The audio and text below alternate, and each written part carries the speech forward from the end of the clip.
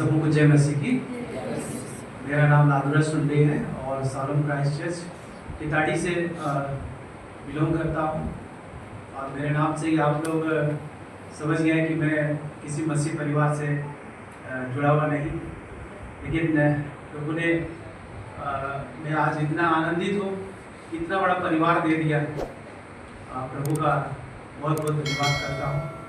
और मेरे जीवन की गवाही तो बहुत लंबी चौड़ी है, मगर कोशिश करूँगा कि बहुत ही कम समय में आपके सामने मैं रख पाऊँ।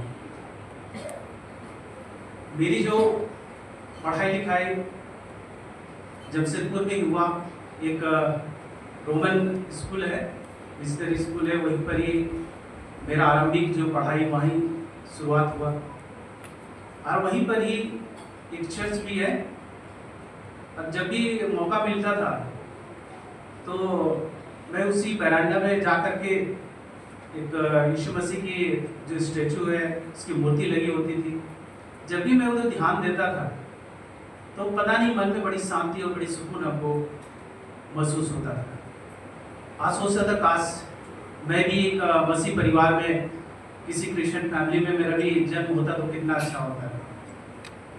अब जब भी मौका मिलता था तो अकेले में मैं जा करके उसी खिड़की से यीशु मसीह के जो उनकी मूर्ति है उसको मैं निहारता था, और मुझे गजब की एक शांति मुझे मेरे अंदर में महसूस होती थी। इस प्रकार से मेरा बचपना जो है उसी मिशन स्कूल से शुरुआत हुआ। और लेकिन ज़िंदगी हमेशा उसी प्रकार से नहीं चलती है। बचपन में ही हम लोगों ने बड़ी ऐसे समस्याओं को झेलना पड़ा। और बचपन में जब हम लोग छोटे थे, 4 या 5 कक्षा में पढ़ते थे, उस समय माँ और हम लोग जो पहले कहने से संसारिक लोग थे, और माँ उनका दिमाग खराब हो गया, उनका मेंटल परिस्थिति इतनी खराब हो गई कि हम लोग बड़े मुश्किल से अपने पढ़ाई को करने लगे। और इतने घर में अशांति थी। और जब उस समाज में जब हम रहते थे तो पूजा पाठ करना, ओछा गुड़ी करना, ये सारी चीज़ें इतने विश्वास करके घर गई थी कि डॉक्टर के पास जाना तो है नहीं, उन्हीं के पास जाना है। और ऐसा करके कुछ दिन के बाद माँ ठीक हो गई थी। और फिर उसके बाद फिर हम लोगों ने अपने पढ़ाई लिखाई ऐसे बढ़ते गए। फिर जब हम लोग 10 साल के लगभग वो चला, उसके बाद दोबारा फिर एक बार माँ को इस प्रकार से हो गया। उसमें तब तक हम लोग बड़े हो गए थे। अब मैंने 10th पास किया था। उसके बाद ये सारी समस्याएं आरंभ होने लगेगा। और उस समय के हालात ऐसे थे कि और ज़्यादा पहले से कहीं और भयंकर रीति से होने लगा। घर में अशांत माहौल छा गया था। हमारी कोई बहनें नहीं थी, इसलिए सारा चीज़ घर की जो कुछ भी काम करना है, खाना बनाने से लेकर झाड़ू पोछा, सारी चीज़ हम लोग करते थे। और 3 भाई हमारे थे। तो ऐसा परिस्थितियों से मैंने अपनी पढ़ाई जैसे तैसे करके पूरी की। और प्रभु में आने का यही मेरे लिए टर्निंग पॉइंट था। शायद प्रभु की मर्जी यही थी। और ऐसे समय में कई रातें क्या है सो नहीं पाता था, और सोचता था कि ये हालात कब बदलेंगे। और हमारे रिश्तेदार, हमारे सारे सगे संबंधी हम लोगों को छोड़ दिए। देखा है कि ऐसा वो लोग आते नहीं थे, क्योंकि आने से घर का माहौल और बिगड़ जाता था। तो इसलिए उन लोगों ने भी हम लोगों से नाता रिश्ता तोड़ दिया। और हम लोग सिर्फ अकेले रह गए, सिर्फ सोचते रहते थे कि कौन हमें इस परेशानी से निकालेगा। कई बार लगता था कि ये जीवन जीना ही बेकार है। कई बार ऐसे सोची कि मर जाना ही बेहतर है, ऐसी सोच थी। एक रात जब नींद नहीं आ रही थी, और ये तो बीज मेरा बचपन से ही जब स्कूल पढ़ते थे तो नैतिक शिक्षा होती थी, उसमें हम लोगों को सिखाया जाता था कि प्रार्थना कैसे करना है। तो उसको मैं प्रैक्टिस करता था। और जो वहाँ टीचर लोग बताते थे कि सोने के पहले और उठने के बाद प्रार्थना करनी चाहिए, तो इसे छोटा मोटा अपने जवान से प्रार्थना करते थे। तो एक रात जो मैं इतने भयंकर परिस्थिति से मैं भी ऐसा लग रहा था कि मेरी ज़िंदगी क्या है, अब अंत के करीब है, अब यहाँ से निकल नहीं पाएंगे। बस एक ही एक पुकार मेरे अंदर में थी कि कोई परमेश्वर है, कोई ईश्वर है, कोई भगवान है, तो इससे मुझे प्रमाणित करे, मेरे परिस्थितियों को बदल दे, मेरे हालात को बदल दे। कब सुबह हो गई मुझे पता ही नहीं चला, और परमेश्वर सचमुच में उस पुकार को सुनता है। और ठीक उसके दूसरा रोज जब मैं बाहरी में था, आंगन में ही था, तभी एक व्यक्ति आया झोला टांग करके, और उसके पास में एक पैकेट था, हमको बुलाया, बोला कि इसका दाम 1 रुपया है, इसको तुम खरीद सकते हो। तो मैं दौड़ के चला गया और 1 रुपया उसको दिया, पैकेट में ले लिया। मुझे नहीं मालूम था इसमें क्या है, नहीं है, कुछ भी नहीं पूछा। उस भाई ने मुझे आमंत्रण किया, बोले कि आप आइए, संडे को भी हम लोग क्या है इसके बारे में शिक्षा देते हैं। तो मैं बोला ठीक है, मैं जाऊँगा। और इस प्रकार से जब संडे की बारी आई तो मुझे पता था कि वो भाई आएंगे मुझे लेने के लिए। टाइम दे दिया था 8 बजे, उस वक्त फ़ोन का ज़माना नहीं था, तो मुझे मालूम था कि वो भाई आएंगे मुझे लेने के लिए। मैं चला जाता था दूर और इंतज़ार करता था कि कब 8 बज जाएंगे, और 8 बजेगा तो भाई आकर के पूछ करके चला जाएगा। तो इसलिए जब हम बाहर थे, 8 बज चुका था, 8:30 देख रहे कि 8:30 हो रहा, अब तो वो व्यक्ति चला गया होगा। फिर हम वापस आए तो देख रहे कि वो भाई वहीं घरे में थे, खड़े हुए थे। फिर बोला कि चलोगे ना आज? तो मैं बोला ठीक है जाऊँगा। तो ऐसे करके मैंने पहली बार क्या है अनमना ढंग से किदाड़ी में है ब्रदर असेंबली चर्च है, वहाँ पर मैंने कदम रखा। पहली बार मुझे नहीं मालूम था कैसे आराधना हो रही थी, क्या हो रही थी, कुछ नहीं मालूम था, और मेरे साथ में क्या बीत रहा उसको भी मुझे मालूम नहीं था। लेकिन धीरे धीरे करके मैंने क्या संगति उन लोगों के साथ करना शुरू किया। मन में बिल्कुल ही अगुवाई नहीं था, क्योंकि समाज का डर, परिवार का डर, और ये सारी चीज़ें थी। और एक चीज़ मैं बताना चाहता हूँ कि जब प्रभु में नहीं था तो मेरे अंदर डर था। डर ये था कि जो कुछ हमने मिशन स्कूल में सीखा था और नैतिक शिक्षा में इन बातों को बताया जाता था कि मरने के बाद में क्या है न्याय होगा, तो इस न्याय के विषय में क्या है मेरे अंदर डर था कि जरूर ईश्वर है, परमेश्वर है, जो मरने के बाद में अच्छे बुरे कर्म का फल देंगे। तो जब भी मैं क्या है किसी मंदिर को पार करता था तो मन ही मन प्रार्थना करता था। उस समय ऐसे स्थिति थी, डर से किसी बस में बैठा हो या साइकिल से जा रहा हूँ तो प्रार्थना, मुझे किस प्रकार की दुर्घटना ना हो, कुछ ना हो, डर के कारण से इस प्रकार से होता था। तो जब मैंने वहाँ से संगति करना आरंभ किया, डर अभी खत्म नहीं हुआ था, और बाइबल मुझे दी गई, उससे भी मैं बड़ी छिपा करके लेके जाता था ताकि किसी को पता ना चले, इतनी भय थी। लेकिन धीरे करके परमेश्वर ने मुझे मेरे अंदर वचन डालते गया, थोड़ा बहुत मैं समझने लगा कि कब तक मनुष्य को भय मानेगा। इस प्रकार से मैं बढ़ते गया। 1998 की बात थी, और तीसरे महीने में ही मैंने बपतिस्मा ले ली। मुझे बपतिस्मा, प्रभु को ग्रहण करना, ये सब बिल्कुल नहीं पता था। लेकिन मेरी खोज कहीं ना कहीं जो मेरे बचपन से थी कि मेरा जन्म यदि मसीह परिवार में होता तो कितना अच्छा होता, वो चीज़ मुझे बड़ी ही प्रोत्साहित कर रही थी और मुझे आगे बढ़ने के लिए। और इसलिए क्या है, मुझे आगे पीछे नहीं देखना। और आदित्यपुर के कुछ भाई लोग यहाँ एक भाई भी बैठे हुए हैं, तो उन लोग जब हम लोग निर्णय लिए कि नहीं बपतिस्मा हो रहा है तो ले लेना चाहिए, ज़्यादा कुछ जानकारी नहीं था, 3 महीने में क्या हम जानेंगे, तो बपतिस्मा ले लिया 1998 में। इस प्रकार से मैंने जैसे जैसे बोला गया उस प्रकार से मैंने प्रभु को ग्रहण किया, बपतिस्मा भी लिया। लेकिन संगति करना मैंने नहीं छोड़ा। पता नहीं प्रभु ये मुझे पहले से चुन रखा था, इफिसी 1:4 के हिसाब से सृष्टि के पहले से मुझे चुन रखा था कि मैं ऐसे कभी भी गलत संगति की तरफ क्या है मेरा ध्यान ही नहीं जाता था। एक छोटी सी छूट भी क्या है मैं बोलूँ तो परमेश्वर से माफी मांग लेता, प्रभु मुझे माफ कर दीजिए। तो ऐसे मेरे जीवन में था कि मैं सिर्फ अच्छाई के रास्ते में जाऊं और उस ईश्वर का भय मानूं, वो चीज़ मेरे जीवन में आ गया था। और इस प्रकार से बढ़ते बहुत सारी बातों को सीखने लगा, संगति एक जोश के साथ में बढ़ने लगा। अब लगा कि मुझे एक नई दुनिया मिल गई है और उसमें मुझे बढ़ना है। और भाइयों के साथ में क्या बहुत सारे आउटरीच प्रोग्राम में जाते थे, संडे स्कूल में क्लास करने के लिए जाते थे, खुद करते थे।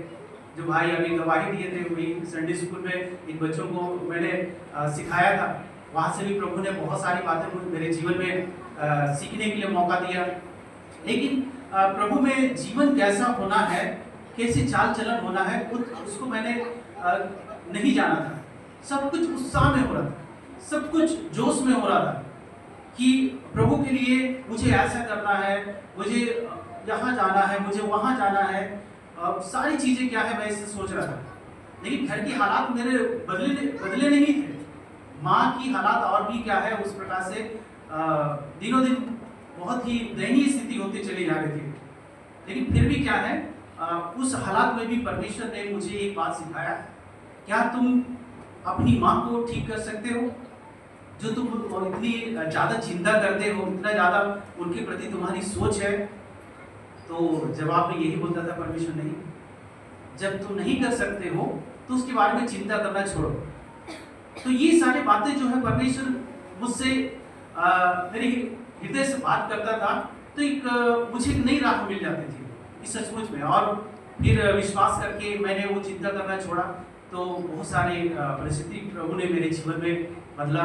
और इसे मैं प्रोफेशनल यदि देखें तो मैं एक गवर्नमेंट टीचर हूँ इस समय। इसके पीछे भी बड़ी कहानी है और कि किस प्रकार से परमेश्वर चाहता था कि मैं इसमें आऊँ।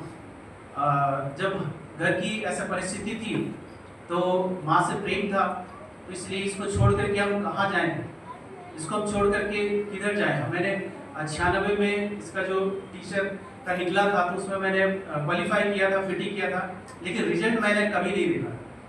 मैं बोला कि नहीं, पास हो फेल हो मुझे उससे लेना देना नहीं है। लेकिन कुछ ऐसे शिक्षक थे जो लोग मुझे इनकरेज किया, बोला कि रिजल्ट हम लोग के पास में है, आप देख सकते हैं, देख लो, करना है नहीं करना है तुम्हारी मर्जी है। तो मैंने रिजल्ट देखा तो उसमें पास था। तो लोगों ने बोला कि तुम इसमें आगे बढ़ो, इसका मेंस तुम तैयारी करो। तो ये शायद परमेश्वर की योजना थी कि जो चीज़ों को मैं छोड़ रहा था, जिस चीज़ों को मैं दरकिनार कर रहा था अपने ज़िंदगी में, क्योंकि उसके पहले मैंने पढ़ाई में बहुत मैं तेज लड़का था। फर्स्ट सेकेंड थर्ड ये मेरे लिए स्थान रखा हुआ था। केजी क्लास से लेकर के 10th क्लास तक का मेरा ये रिकॉर्ड रहा। तो पढ़ाई में मेरे बड़े बड़े सपने थे, इंजीनियरिंग करूँगा। और इस तरह का मौका भी मुझे पॉलिटेक्निक में मैंने भी सब बिहार कमांड था तो मैंने उसमें भी सिलेक्शन हुआ था, लेकिन कुछ परिस्थिति के कारण से नहीं जा पाया। एरोनॉटिकल इंजीनियरिंग कभी मैंने पास किया था, उसमें भी मैं नहीं जा पा सका। ये परमेश्वर की इच्छा थी। जब मैं पीछे मुड़ करके देखता हूँ तो ऐसा हालात में फिर जिस चीज़ को मैं छोड़ रहा हूँ वहाँ प्रभु कहता है कि तुम इसमें आ गए। जैसे ही मुझे रिजल्ट का पता चला उसके 20 दिन के बाद में मेंस का फॉर्म फिलअप होना शुरू हो गया। तब तक वो सारी चीज़ें मैं अनजान था, क्योंकि मैं विश्वास में नया था, इसलिए प्रभु के कामों को उतना अच्छी तरह से मैं नहीं समझ पाता था। लेकिन समय बीतते गए और इन सारी बातों को मैंने देखा कि हाँ, प्रभु का जो योजना किस प्रकार से होता है। सृष्टि के पहले से उसने मुझे चुन लिया, माता के गर्भ से मुझे चुन लिया। इस प्रकार से मसीह जीवन को बिताते रहा, बच्चों को भी कलीसिया में सीखते रहा। लेकिन उस स्तर तक की जैसे परमेश्वर के साथ चलना है उस प्रकार की जीवन मेरे पास में नहीं आया था। 2007 में शादी हुई यही रांची से। और फिर उसके बाद में भी क्या है, मसीह जीवन को जीना क्या है, कैसा है। वचन पढ़ता था, वचन बहुत सारे वचनों को याद करता था और भाइयों के साथ सेवकाई के लिए भी जाता था, आउटरीच के कार्यक्रम में भी जाता था। बढ़ चढ़ के जितने भी कलीसिया के प्रोग्राम होते थे, कॉन्फ्रेंस वगैरह होते थे, सब में बढ़ चढ़ के मैं हिस्सा लेता था। सब लोग सोचते थे कि भाई बहुत अच्छा है और काफ़ी भाइयों के साथ में मेरा परिचय था। लेकिन परमेश्वर जानता था कि मेरा जीवन अब भी खोखला है, अब भी उस परमेश्वर के साथ मेरा सच्चा मुलाकात जो है उसके साथ हुआ नहीं। और इस प्रकार से जिंदगी चलते रही। मैं अपने आप को सोचता था कि संतुष्ट सोचता था कि मैं अच्छा विश्वासी हूँ, क्योंकि मैं चर्च में भी क्या है बहुत सारे कार्य में आगे रहता हूँ और आउटरीच के कार्यक्रम में भी प्रभु के लिए समय देता हूँ। इस प्रकार से एक मेरे अंदर घमंड भी था, अहंकार भी था। और ऐसे चलते प्रभु ने एक समय ऐसा आया जब मैं क्या है इसी लोभ के चलते इसी एक घमंड के चलते एक ऐसे भाई के साथ में हमारी मुलाकात हुई और उसने बोला कि भाई हम लोग साथ मिला रह कर सेवा करेंगे, और इस प्रकार से फिर उनके साथ आप जाने लगे और पूरा समय देने लगे। और वो भाई जो है पेंटिकोस्टल बैकग्राउंड के थे, और वो सारी चीज़ें मुझे भी नहीं मालूम था, और क्योंकि ये सारी बातें जो है सेवा कैसे की जाती नहीं कि वो सब नहीं मालूम था, लेकिन भाई के कहने के अनुसार मैं उसके पीछे पीछे चल गया।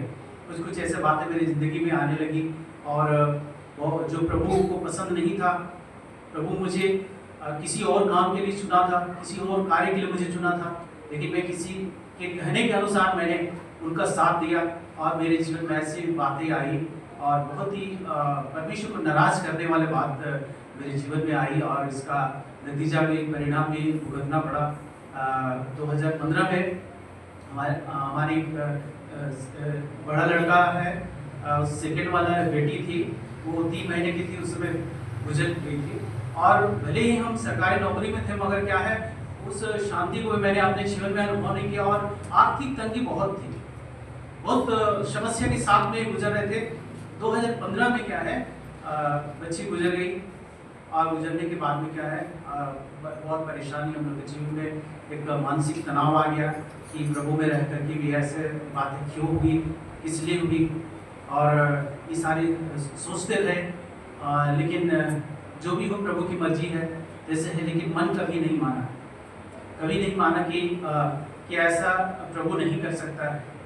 लेकिन धीरे धीरे समय बीतते गया, और 2017 में मेरे जीवन का एक टर्निंग पॉइंट आया, एक मेरे जीवन में एक नया मोड़ लेके आया परमेश्वर ने, जहाँ पर क्या है मेरी आंखें खुली, जहाँ 2017 में वचनों के द्वारा से परमेश्वर के साथ में उनकी उपस्थिति में जीना, उनके साथ चलना, प्रभु की प्रसन्नता किन बातों में है, उन चीज़ों को मैंने 2017 में पाया। और सचमुच में 2017 के बाद प्रभु ने हालात को, बहुत सारी चीज़ों को बदला, जीवन को बदला, परेशानियों को बदला, और आज एक आनंदित पारिवारिक जीवन बिताने का परमेश्वर ऐसा अवसर दे रहा है कलीसिया के साथ में, और अपने नौकरी के साथ साथ में कलीसिया की जिम्मेदारी को भी उठाने के लिए प्रभु ने तैयार किया। तो इन सारी बातों के लिए प्रभु का धन्यवाद करते हैं कि ऐसे जीवन में कई हालात आते हैं जहां वो चाहता है कि उस स्तर तक पहुंचने के लिए, आत्मिक जीवन में चलने के लिए किस प्रकार से जिया जाता है, उन सारी चीज़ों को सीख देता है। कई बार यदि हम उनकी बातों की ओर ध्यान नहीं देते, किसी मनुष्य की ओर या किसी और अधिकारिक प्रदानों की तरफ यदि हमारी नज़र होती है, तो परमेश्वर किस प्रकार से नाराज होता है। इस सारी चीज़ों को मैंने अपने जीवन में देखा, और अब यही चीज़ है प्रभु ने जो सिखाया वचनों के द्वारा से, कि अब सीधा परमेश्वर की ओर देखना है, परमेश्वर जैसे वो चाहता है, जैसे वो कहना चाहता है, उसको सुनना है, उसके साथ में आगे बढ़ना है। और मैं धन्यवाद करता हूँ कि आप लोगों के साथ में लगातार यहाँ पर संगति करने का मौका मिला, और पहली बार मुझे याद नहीं आ रहा है 4-5 साल से मैं क्या आप लोगों के साथ संगति कर रहा हूँ, पहली बार परमेश्वर ने ऐसा अवसर दे कि मैं गवाही दे पाऊँ, परमेश्वर के नाम की महिमा हो, और आने वाला जीवन, आगे का जीवन प्रभु की महिमा के लिए जीऊँ, यही मेरा जीवन का लक्ष्य है। परमेश्वर के नाम की महिमा हो। आप लोगों ने समय दिया, इस बात के लिए भी परमेश्वर का धन्यवाद।